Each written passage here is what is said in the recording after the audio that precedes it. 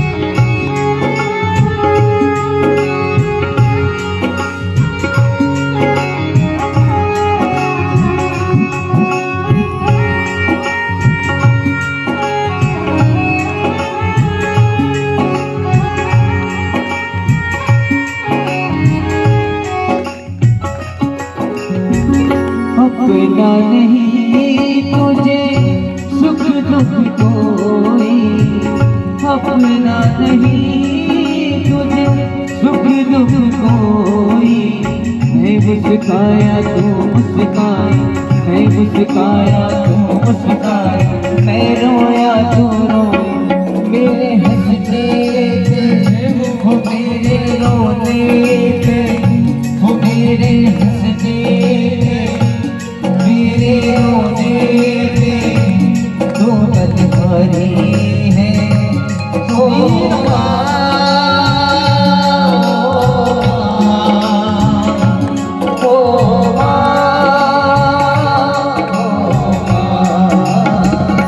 तू कितनी अच्छी है, तू कितनी भोली है, प्यारी प्यारी है ओ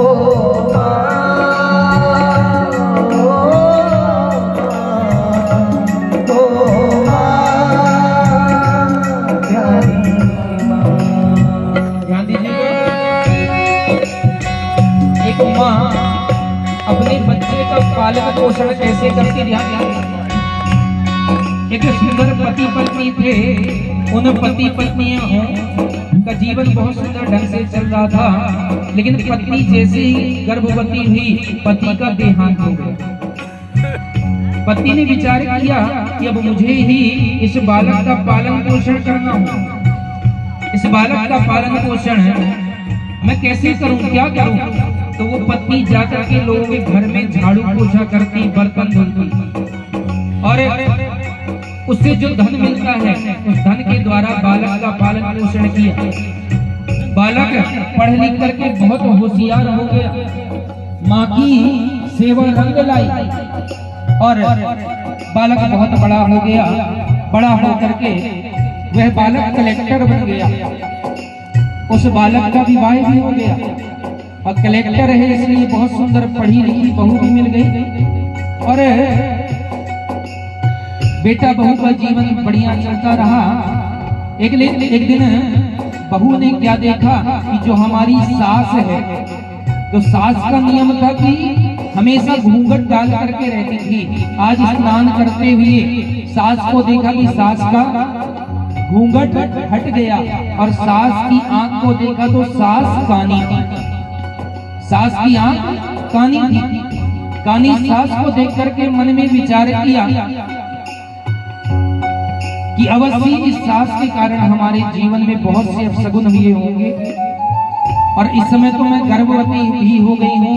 अब हमारे यहाँ शुभ सगुन होने वाला, बालक का जन्म होने वाला, इस अपशगुनी के साथ हमें नहीं रह सकते।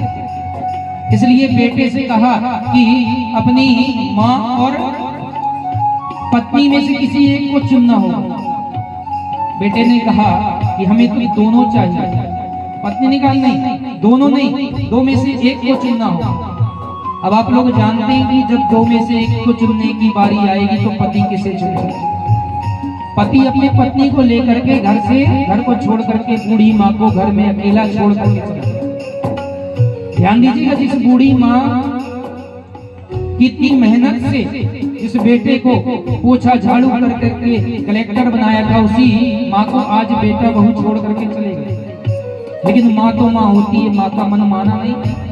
मन में विचार किया कि मुझे जाकर के अपनी बहू को देखना चाहिए। वो इस समय गर्भवती है, उसका ख्याल कौन रखेगा। चल दी, लेकिन मन में लगा कि कहीं मेरी बहू नाराज ना हो जाए तो फिर वापस आ जाए। दोबारा मन में विचार किया। जैसे ही उसे पता चला कि हमारे बहू के द्वारा बहुत सुंदर बालक का जन्म हुआ, तो विचार किया एक बार तो उसे देखने के लिए हमें भी जाना चाहिए। जैसे ही देखने के लिए गई तो उस समय पतिदेव उसके उस माता के बेटे जो कि कलेक्टर हो चुके वो तो थे नहीं, पत्नी घर में थी। पत्नी ने जैसे अपनी सास को आया हुआ देखा तो घर से लात मार करके निकाल दिया। कहा, अरे बुढ़िया, तू कानी है, तू अपशगुनी है, तेरे कारण अवश्य यहाँ पर कोई अपशगुन हो जाएगा। इतना सुंदर सगुन का कार्य हुआ, हमारे यहाँ पुत्र हुआ है, फिर तू अपशगुन करने चली आई, तू यहाँ से भाग जा। लात मार करके भगा दिया। वो बूढ़ी मैया रोते हुए अपने घर वापस चली गई। समय बीतता रहा। एक दिन उस बेटे को, उस कलेक्टर को किसी कार्य से अपने गांव जाना पड़ा। तो विचार किया, जब यहाँ तक आए हैं चलो अपनी माँ को एक बार देख लें। जैसे ही माँ को देखने के लिए गया तो वहां पर माँ नहीं थी, वहां पर केवल माँ का शरीर पड़ा हुआ और माँ के हाथों में एक चिट्ठी थी।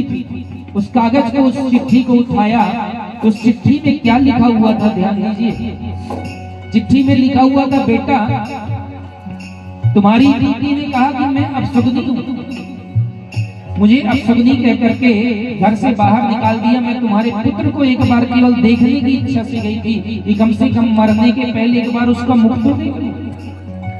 क्या मैंने इसीलिए तुम्हारी सेवा करके इतना बड़ा किया? क्या इसीलिए तुम्हारा विवाह करवाया कि मरते समय मुझे एक बार भी तुम्हारे पुत्र का चेहरा देखने को नहीं मिला, एक बार भी अपने पुत्र का चेहरा देखने को नहीं मिला? क्या इसीलिए बड़ा किया? और बेटा तुम्हारी पत्नी ने कहा मैं अपशगुनी हूं। तो बेटा अपशगुनी मैं नहीं हूं, अपशगुनी तुम हो, क्योंकि जन्म से मैं कानी नहीं थी, जन्म से कानी तुम थे। डॉक्टरों ने कहा कि अगर इसे कोई अपनी आंख दे दे तो इसका जीवन सुधर जाएगा। मैंने विचार किया कि एक पत्नी अगर कुछ भी श्रृंगार करती है तो अपने पति के लिए करती है, अगर पति है ही नहीं तो ये सुंदरता किस काम की? कम से कम ये मेरी आंख, ये मेरी सुंदरता मेरे पुत्र के जीवन में काम आ जाएगी तो मेरा जीवन भी सार्थक। ऐसा विचार करके मैंने तुम्हें अपनी आंख दी। अब तुम ही बताओ कि अपशगुनी तुम हो या मैं? ध्यान दीजिएगा, ना वो माँ अपशगुनी है, ना वो बेटा अपशगुनी है। अपशगुनी है हमारी सोच। काना व्यक्ति किसी भी शास्त्र में, किसी भी पुराण में नहीं लिखा कि अपशगुनी होता है। सोच हमारी अपशगुनी है। अगर किसी को कहीं पर लिखा हुआ प्रमाणित मिला हो तो हमें भी बताओ। इसलिए किसी भी प्रकार से माँ को कष्ट नहीं देना चाहिए। माँ जितना त्याग करती है उतना त्याग शायद ही कोई कर सकता है।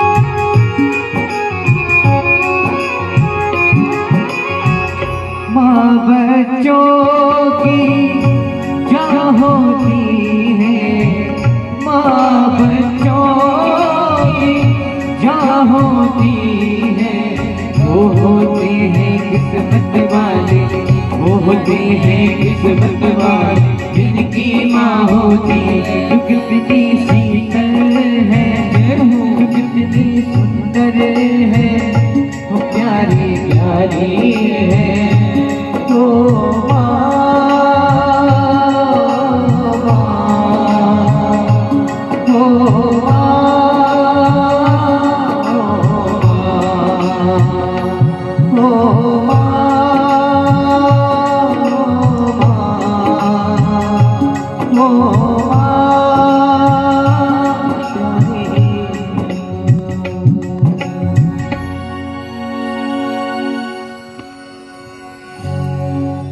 बोली भक्त वत्सल भगवान की जय। जिन बच्चों के माता पिता नहीं होते, जो अनाथ होते हैं, उन बच्चों से कभी पूछिएगा तो आपको माता पिता का महत्व समझ में आएगा। लेकिन जब इस संसार में देखते हैं कि माता पिता को तो सुख दे नहीं पा रहे, माता को अपने एक साड़ी ला करके दे नहीं पा रहे, और फिर बरसी करते हैं, तिरही करते हैं, श्राद्ध करते हैं, कोई फल नहीं मिलेगा।